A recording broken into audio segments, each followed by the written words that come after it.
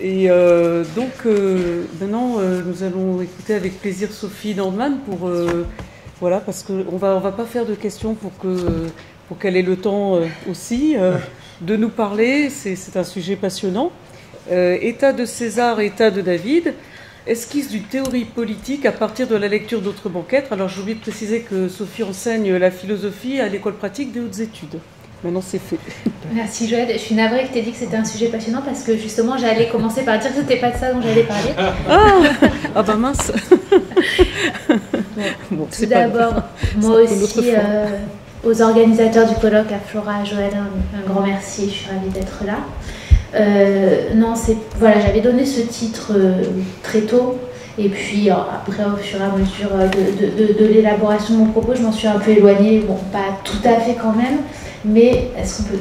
Mais ma réflexion, c'est davantage orientée vers la question du lien entre ontologie et politique chez Lévinas.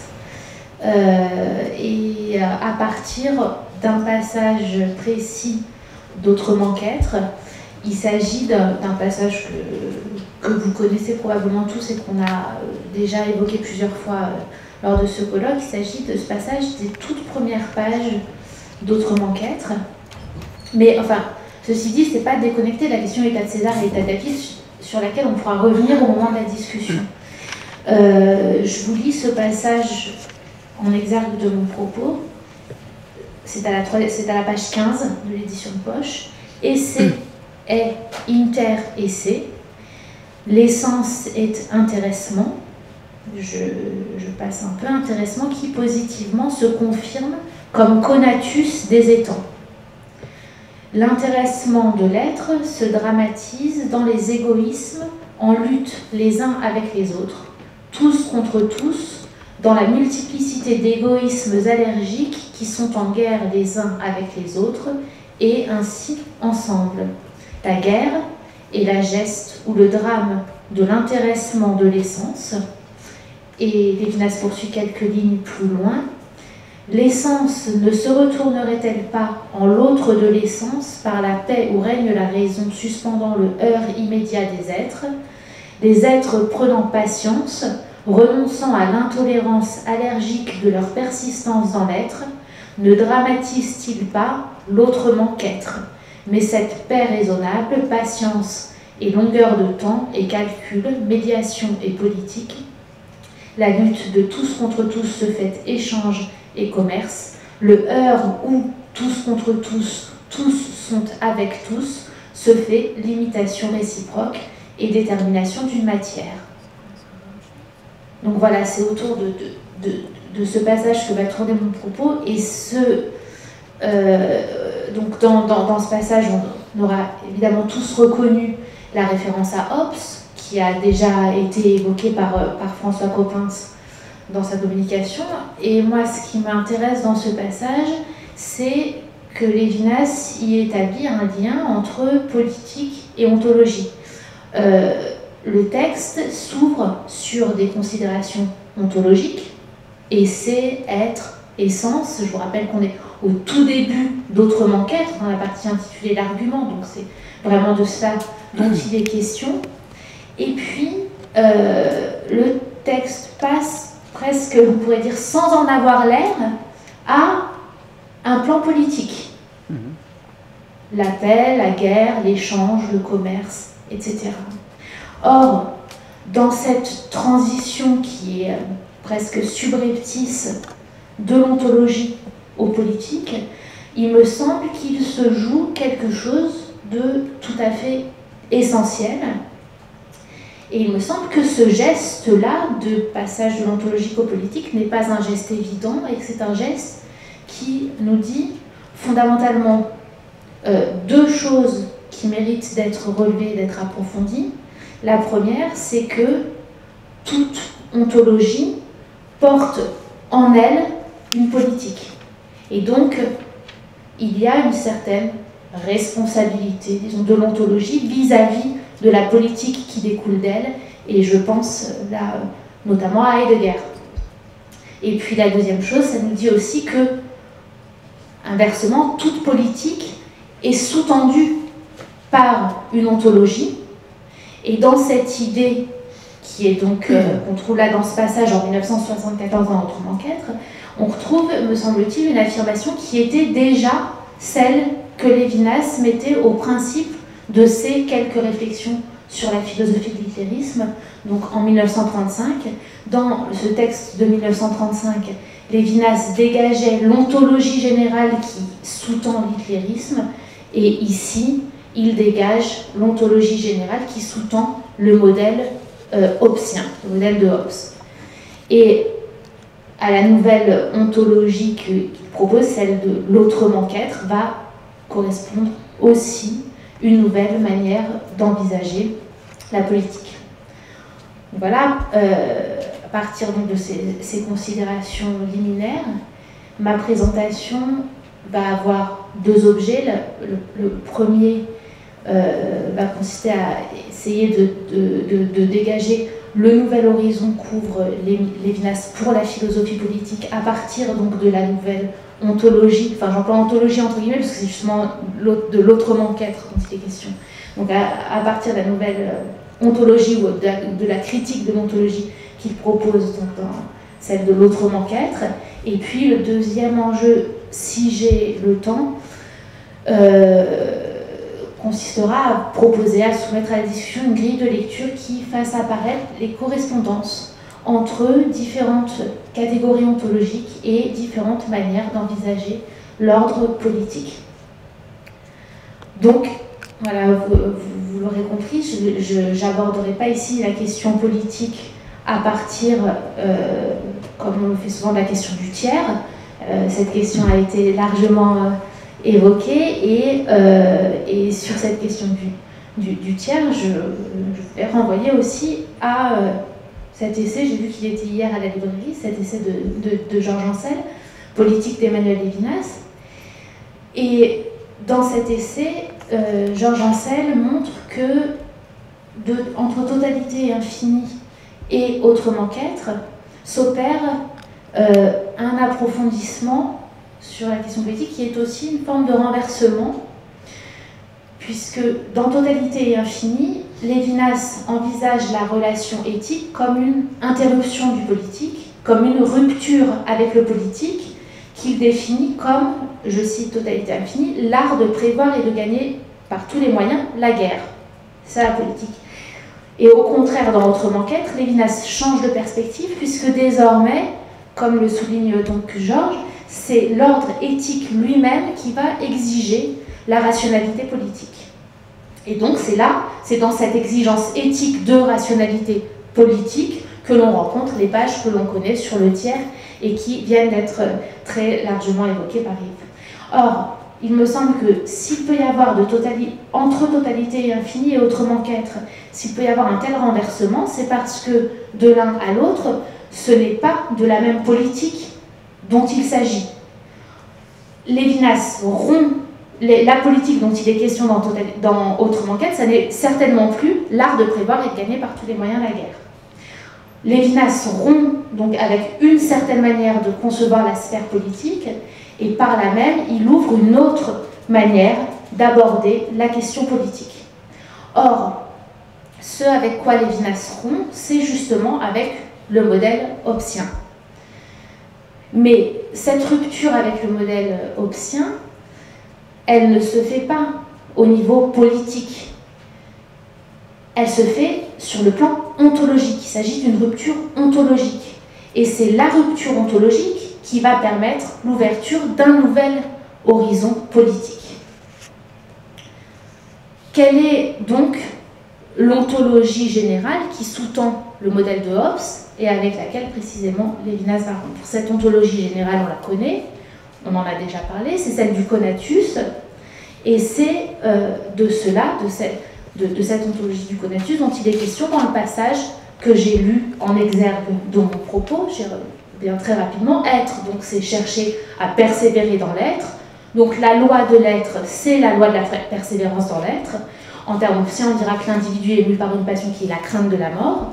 Or, si chaque individu obéit à cette loi, si chaque individu cherche donc pour son propre compte à persévérer dans son être, alors la coexistence des individus se place d'emblée sous le signe de l'affrontement entre des égoïsmes antagonistes. Chaque conatus est une menace et un danger pour les autres. L'homme est un loup pour l'homme, dit Hobbes. Et à partir de là, il va s'agir dans l'ordre politique de limiter le conatus de chacun pour garantir celui de tous. Donc la théorie du contrat social comme limitation mutuelle des libertés découle tout droit de l'ontologie du conatus. Et même dans l'état civil, c'est encore et toujours le conatus qui a le dernier mot, puisque, en effet, la paix qui résulte du pacte social, elle n'est pas une véritable interruption de l'état de guerre. La paix civile, elle n'est pas une paix véritable, elle est plutôt une régulation du conflit qui reste toujours latent. Pour reprendre une expression qui est employée par François-David Sebag, cette paix civile qui résulte du contrat social, elle ressemble davantage à une guerre froide qu'à une véritable paix. La loi de la guerre, le conatus, demeure la loi fondamentale, la loi qui est sous-jacente à la paix civile elle-même. Et dans cette hypothèse, l'État, et là je vous cite ce que dit Miguel Abensour, dans cette hypothèse, l'État, né de la violence, mise en œuvre pour limiter cette violence, éventuellement par la violence, ne connaît aucune extériorité au phénomène de la violence. Même la paix qu'il instaure, paix armée comme celle des empires, repose plus ou moins sur la violence virtuelle. Et c'est d'ailleurs ce que Lévinas lui-même affirme lorsqu'il écrit que la paix des empires sortis de la guerre repose sur la guerre.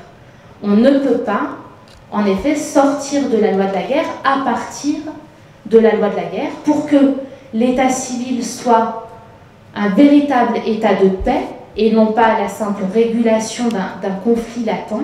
Il faut un autre principe que le conatus, un autre principe que la loi de l'être qui est, puisque la loi de l'être est la loi de la guerre. Et c'est précisément ce que va proposer Lévinas. En contrepoint du conatus, il va placer un autre principe, un principe non plus ontologique, mais éthique, on le sait, celui de la responsabilité pour l'autre. Et donc, à la conception incarnée par Hobbes, et qui représente, j'y reviendrai, l'une des voies possibles de la modernité, Lévinas va opposer une autre hypothèse, une extravagante hypothèse. Cette expression, elle est de Lévinas, et c'est aussi le titre d'un article justement de Miguel Abensour auquel je me réfère largement ici.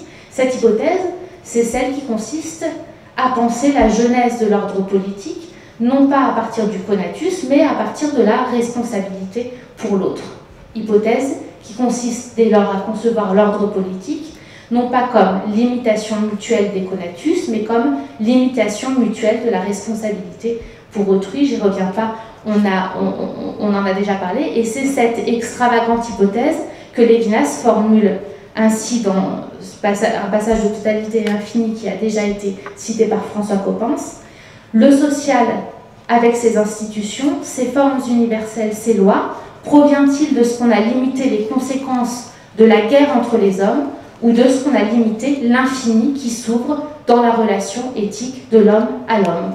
Et donc Lévinas propose d'ouvrir une nouvelle voie qui consiste à envisager l'ordre politique non pas à partir d'un principe ontologique de conflit, mais à partir d'un principe éthique de responsabilité. Et la principale conséquence de cette hypothèse lévinasienne de la genèse du politique, c'est qu'à la différence de l'hypothèse hobbesienne, cette hypothèse lévinasienne engage d'emblée à considérer la sphère politique comme limitée. Dans l'hypothèse de Hobbes, l'État est à lui-même sa propre raison d'être, il est un principe hégémonique, et dans cette mesure, il n'est pas étonnant que la modernité soit l'époque du totalitarisme d'État.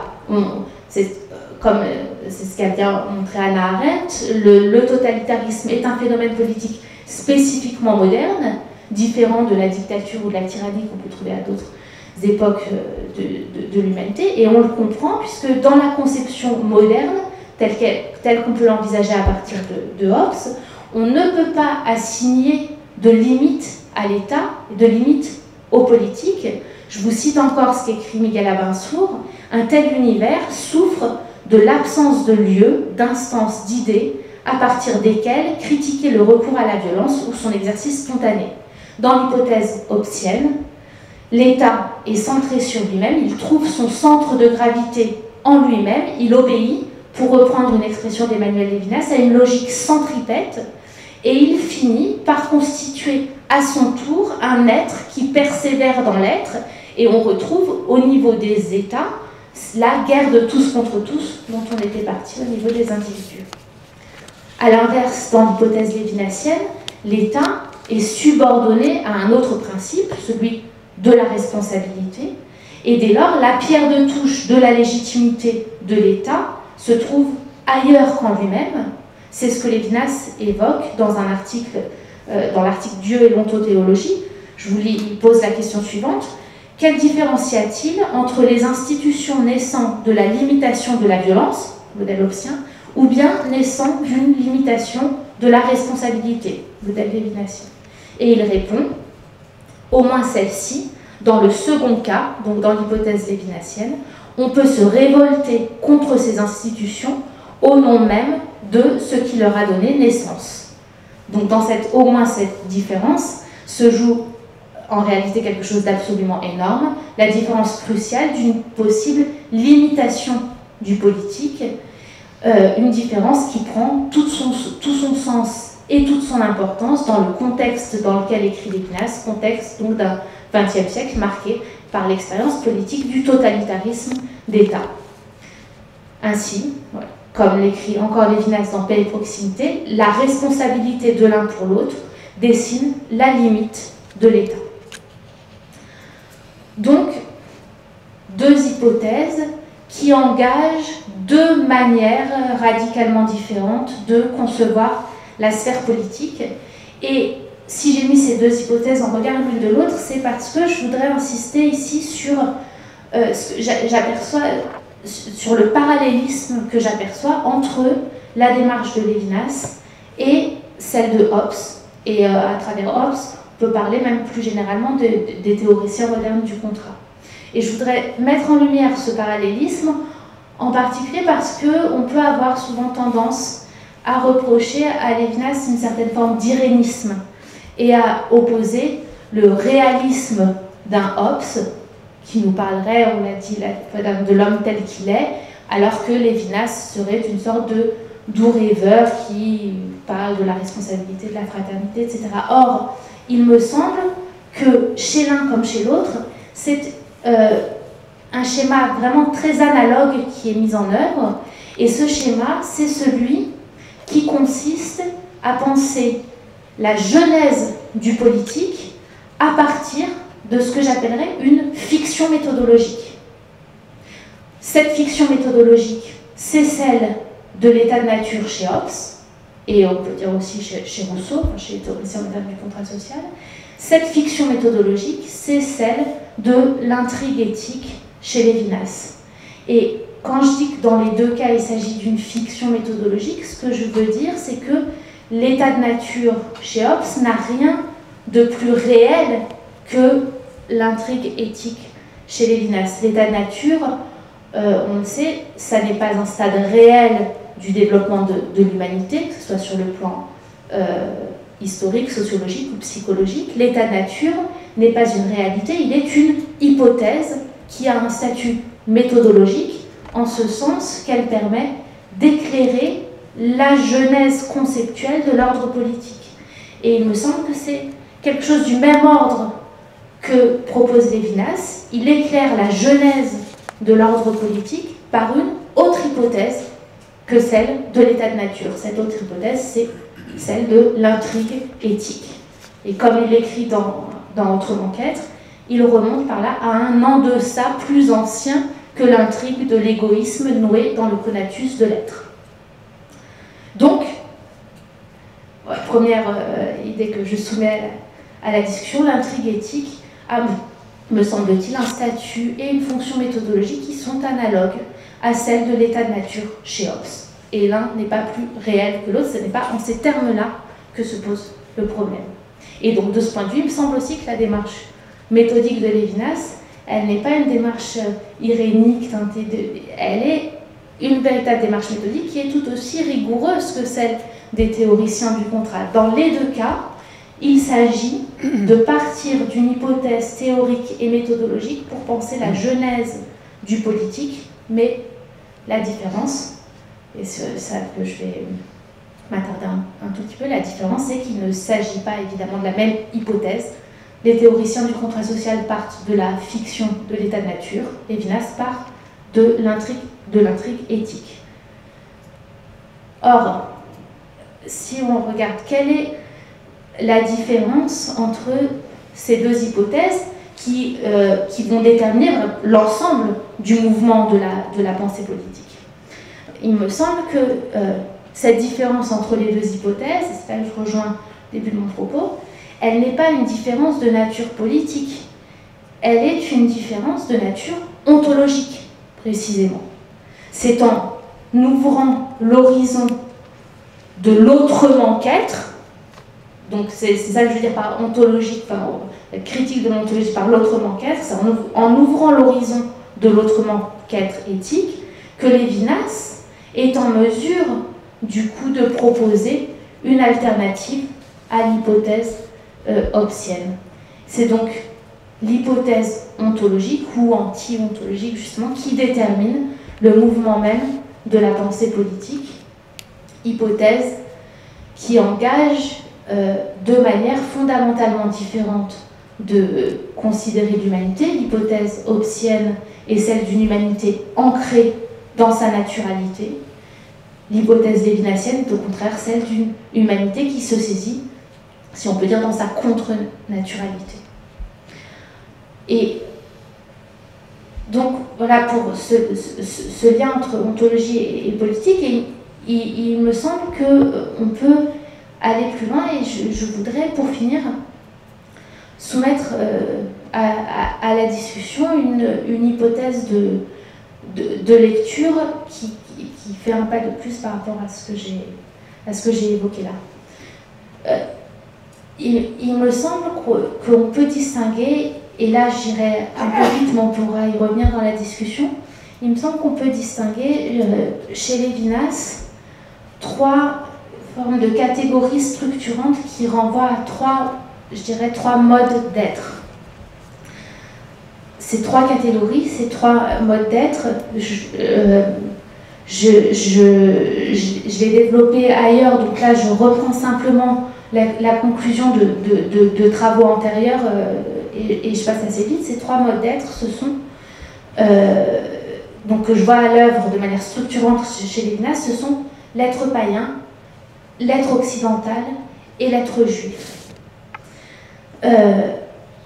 Être païen, être occidental et être juif, trois qui désignent, me semble-t-il, chez Lévinas, bien autre chose que ça ne désigne pas bien autre chose que des réalités sociologiques, historiques, politiques ou religieuses. Être païen, être occidental, être juif sont sous la plume de Lévinas trois, je dirais, catégories philosophiques, trois catégories ontologiques ou anti-ontologiques justement. Et ces catégories, elles se caractérisent comme il suit. L'être païen, c'est, dit Lévinas, l'être enfermé dans le monde, l'être qui n'a pas d'autre horizon que le monde. En 1935, Lévinas écrit « Le paganisme est une impuissance radicale de sortir du monde » et il reprendra cette idée de manière récurrente. L'être juif, c'est l'être qui est ancré ailleurs que dans le monde, dans un livre, dans une loi. C'est cet être qui n'a pas dans le monde, écrit Lévinas, les assises solides du païen. C'est l'être qui est ouvert sur précisément autre chose que de l'être, sur une forme d'autrement qu'être. Et puis l'être occidental, c'est, dit Lévinas, la liberté de l'esprit, un esprit qui est détaché du monde dans une certaine mesure, mais sans être pourtant ancré ailleurs, et donc qui n'est finalement ancré qu'en lui-même, qui est détaché du monde, mais qui finalement ne repose que sur lui-même. Or, il me semble que chacune de ces catégories, chacun de ces modes d'être est au principe, d'une certaine manière, d'envisager la genèse de l'ordre politique. L'être païen, je le disais tout à l'heure, c'est l'être enfermé dans le monde, l'impuissance à sortir du monde.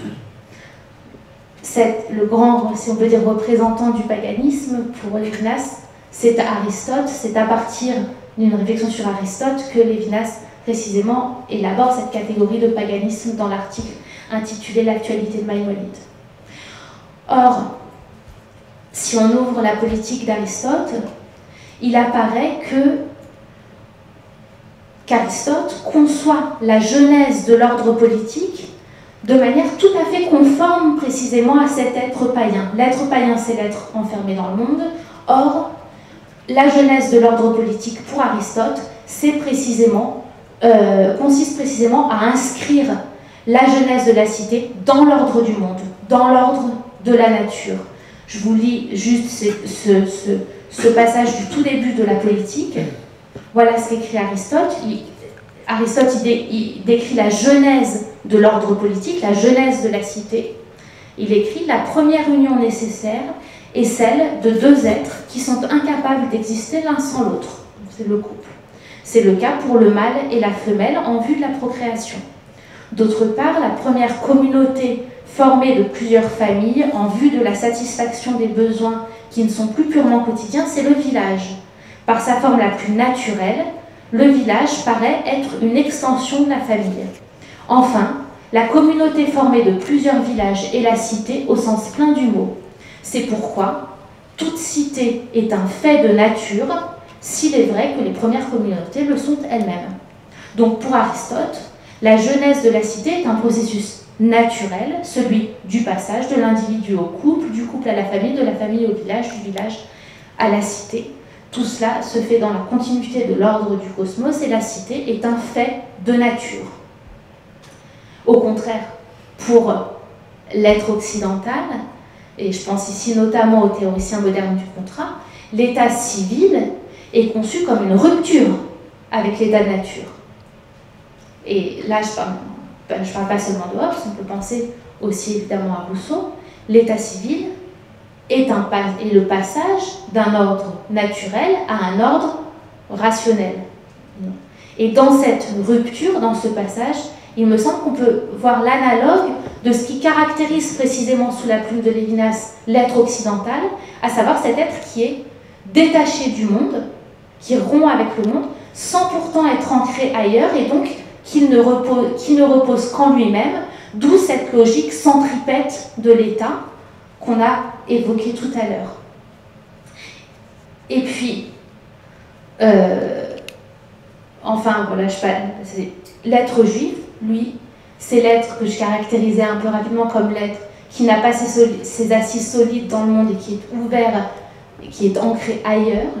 Et bien, précisément, à cet être juif, on pourrait faire correspondre l'horizon politique qu'ouvre Lévinas, celui justement d'une genèse de l'ordre politique qui s'ancre ailleurs que dans le principe ontologique du conatus. On a donc, et je m'arrêterai là assez rapidement, on a donc comme une forme, aujourd'hui c'est la journée des triangles, une forme de triangle ontologique sur lequel se superpose un triangle politique, et c'est ça que je souhaite soumettre à votre discussion. Et il me semble que, et voilà, et je finirai là-dessus, que cette grille-là de lecture, elle permet, et là peut-être mon propos va entrer fortement en écho avec les propos de François d'hier, que cette grille de lecture, elle permet aussi d'alimenter peut-être une réflexion dans le champ de la philosophie politique sur nos démocraties modernes, et qu'elle permet peut-être aussi de comprendre l'attitude parfois ambiguë, je dirais, de Lévinas vis-à-vis de la modernité. Et quand je dis vis-à-vis de la modernité, je veux dire à la fois vis-à-vis de l'idéalisme moderne et vis-à-vis de la démocratie, de l'état libéral, du libéralisme. Il me semble que si Lévinas a cette attitude parfois un peu ambiguë, c'est parce que et on comprend peut-être à la lumière de ce schéma très rapide que j'ai esquissé, c'est parce que la modernité, l'être occidental, porte en lui-même une forme de double polarité.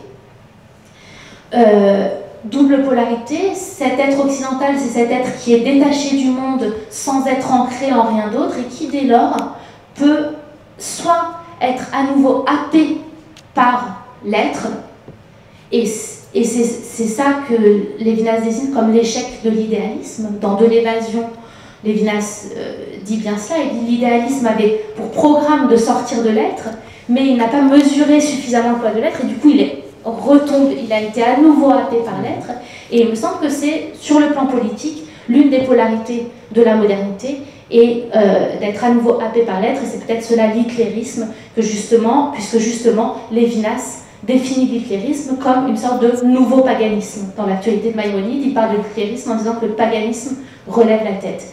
Et puis, de la modernité, elle a aussi cette autre polarité, qui est au contraire d'aller vers l'autrement qu'être, et c'est là le mérite que Lévinas reconnaît à la fois au programme de l'idéalisme sur le plan philosophique et à la démocratie moderne. Et cette double polarité, voilà, je finis sur ce passage, elle apparaît bien, je trouve, dans ce tout petit passage que je vais vous lire pour conclure, sur la démocratie, justement.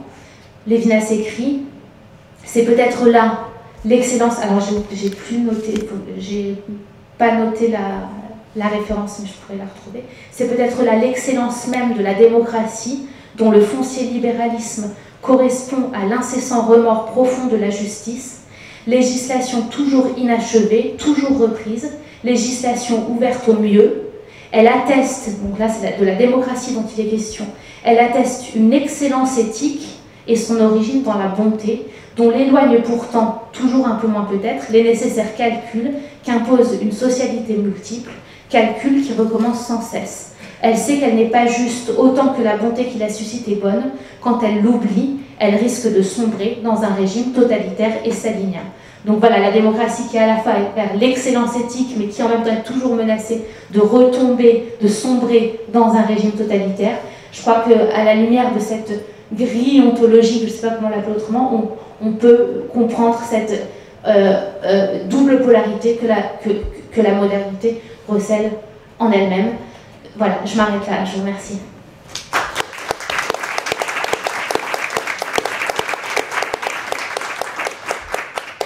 Merci beaucoup Sophie.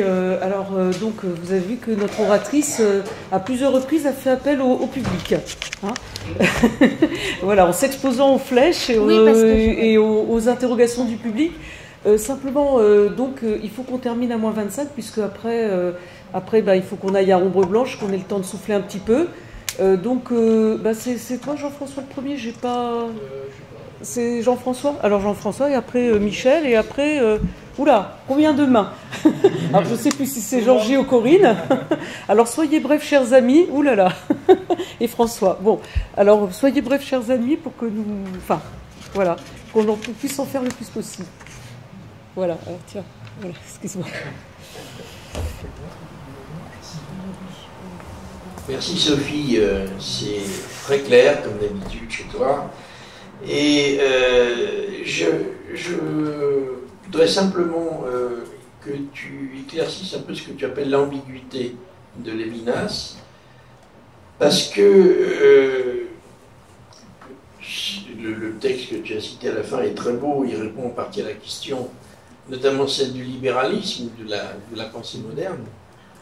Alors qu'il y a peut-être une autre ligne que tu n'as pas suivie, alors, pourtant tu as fait référence à Abensour et à tous ces articles, c'est la ligne de l'humain utopique, qui est la ligne aussi d'un certain dépérissement du politique.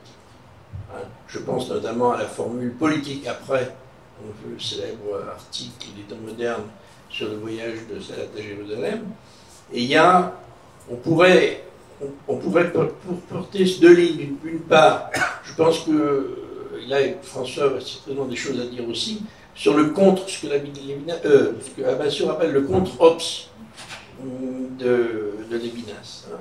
Donc je ne suis pas sûr que on puisse faire un parallélisme comme tu le fais entre Lévinas et Hobbes.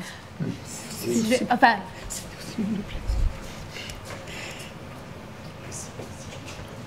merci. Le parallélisme était là pour mieux creuser la distance, justement. Donc il s'agit, et c'est précisément, enfin, il était là précisément pour montrer le contre-Hobbes. Enfin, c'était justement un parallélisme. Il ne s'agissait pas, pour moi, d'assimiler Lévinas à Hobbes, mais justement par ce parallélisme de mieux marquer leur diamétrale opposition. Donc là, je vais dans ton sens. Et puis, si je n'ai pas repris le contre-Hobbes d'Abensour, c'est justement parce que comme j'ai déjà beaucoup cité Abensour dans mon montage, je ne voulais pas non plus complètement reprendre ce que disait Abensour. C'est pour ça justement que j'ai essayé de m'en dégager un peu et d'ouvrir une autre ligne. Mais effectivement, celle-là existe aussi. Et par rapport à ce que tu disais sur politique après, etc., il y a autre chose aussi que j'ai pas évoqué. Je dis que ça permettait peut-être de comprendre. Quand je dis les ambiguïtés de Lévinas vis-à-vis de la démocratie et du libéralisme, ce que je veux dire, c'est que Lévinas est à la fois un partisan de l'État libéral et en même temps, on le voit et en même temps, il y a une distance critique. C'est ça que je veux dire. Mais pour moi, justement, cette ambiguïté, c'est ça que je veux dire par l'ambiguïté de Lévinas. Cette ambiguïté, elle est due au fait que la modernité elle-même recèle en elle-même ces deux polarités. Et puis je profite de ta question pour dire peut-être que ça permet aussi d'éclairer peut-être la position de Lévinas sur le sionisme et sur l'État d'Israël. À savoir que justement, que l'État d'Israël, le sionisme est une forme... L'État d'Israël est une démocratie, l'État d'Israël est un État libéral, mais il est un État libéral qui se doit justement de ne pas entrer dans le jeu du conatus, mais d'aspirer à autre chose. Donc je pense que ça éclaire ça aussi. Bien, alors Michel.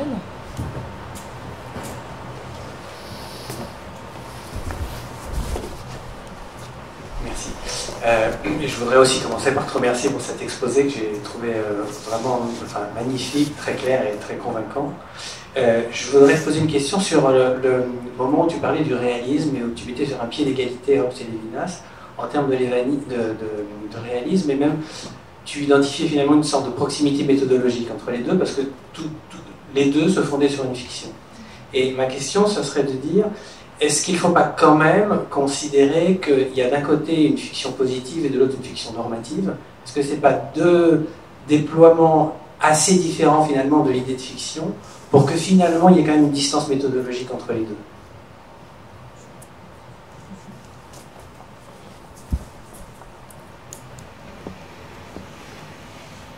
Merci, je comprends bien ta question et je pense qu'elle est tout à fait justifiée. Quand je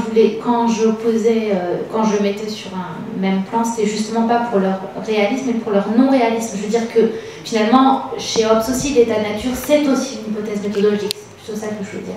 Après, évidemment, peut-être que quand même, ces deux hypothèses méthodologiques n'ont pas tout à fait le même statut, parce que le conatus, on peut l'observer chaque jour, alors que la fraternité, c'est plutôt un idéal qu'on vise, et pas...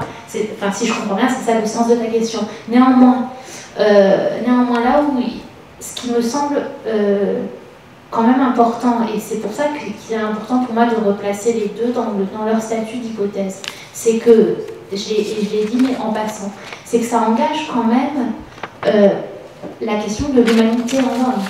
C'est-à-dire, c'est quoi l'humanité en l'homme? Est-ce que c'est la naturalité ou est-ce que c'est l'antinaturalité, mais qui du coup effectivement n'est pas un fait empirique, mais néanmoins c'est pas parce que c'est pas un fait empirique que ça n'est pas moins essentiel. Le terme est mal choisi parce qu'il s'agit justement pas d'essence, c'est-à-dire que l'hypothèse hobbesienne rabat quand même l'humanité sur sa naturalité.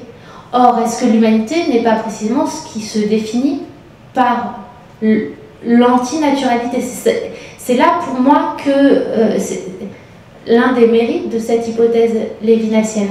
Et c'est là où je dirais que c'est pour ça que j'ai dit à un moment donné que finalement la question elle se pose pas en termes de réalisme.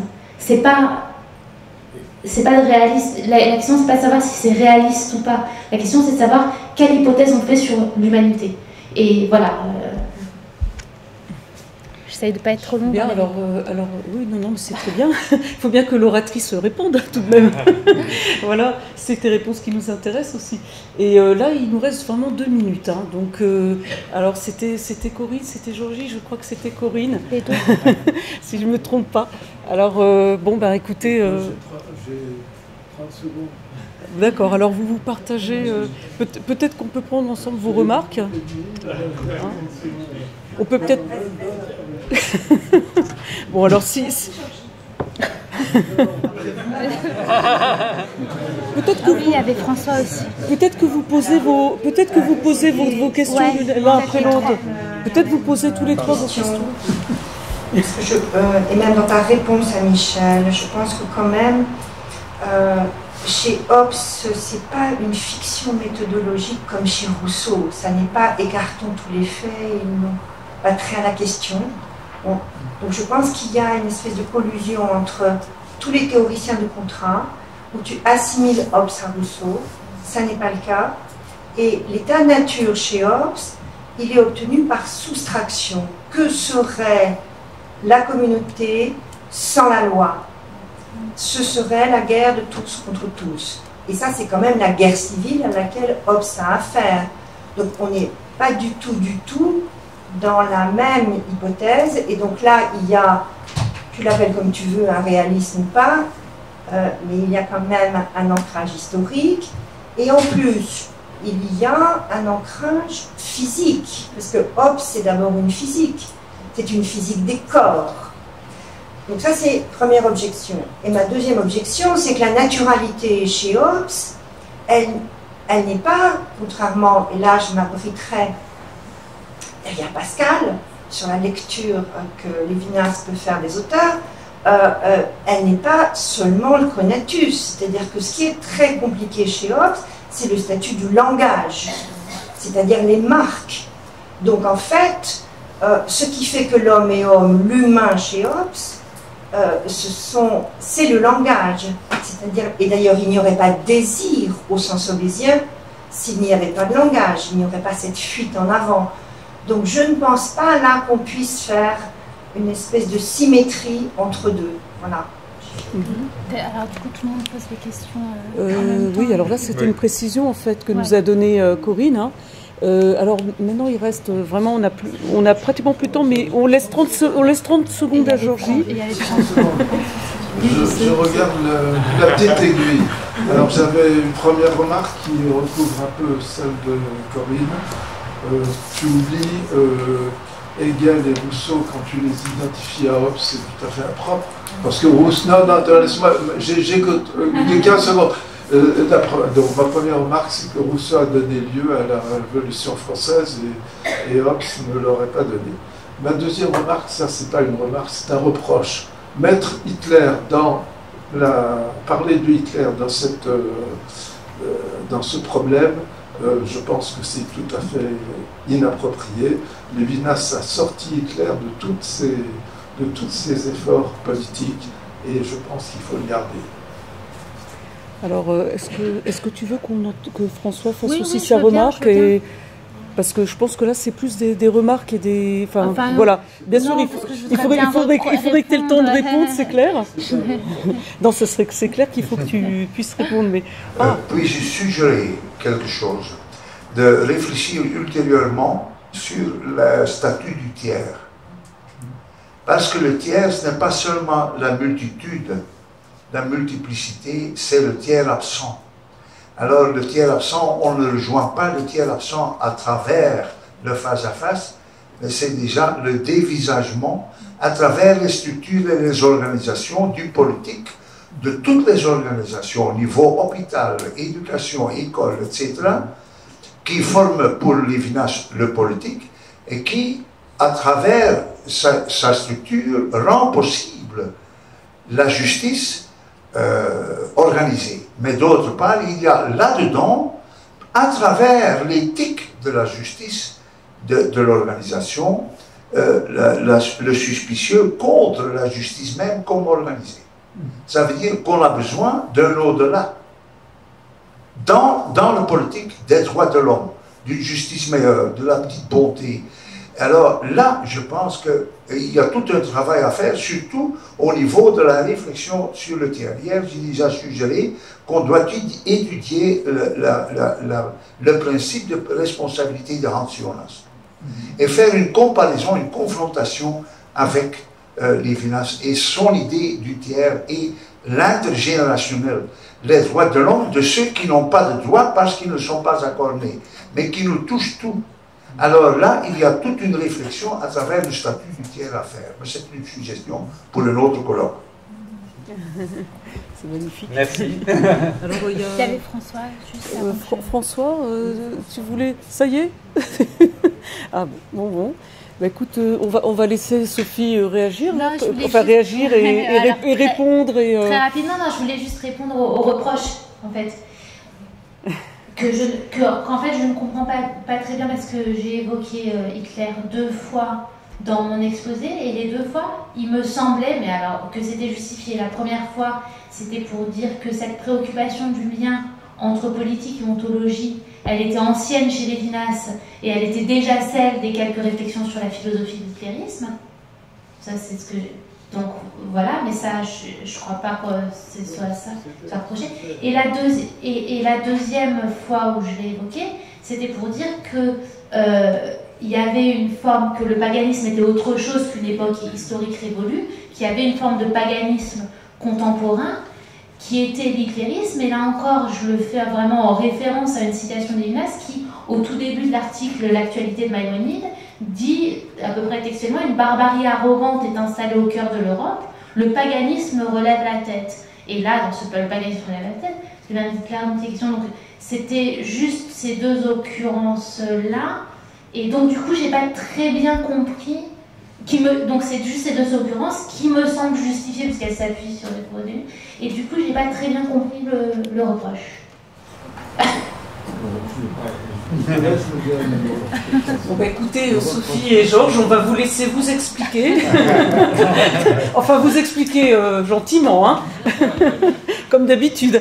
Et puis on va se mettre doucement en chemin vers Ombre Blanche, où donc Christian Fausse-Camp va nous présenter son très beau livre. Donc rendez-vous à 18h30, précise à Ombre Blanche. Voilà.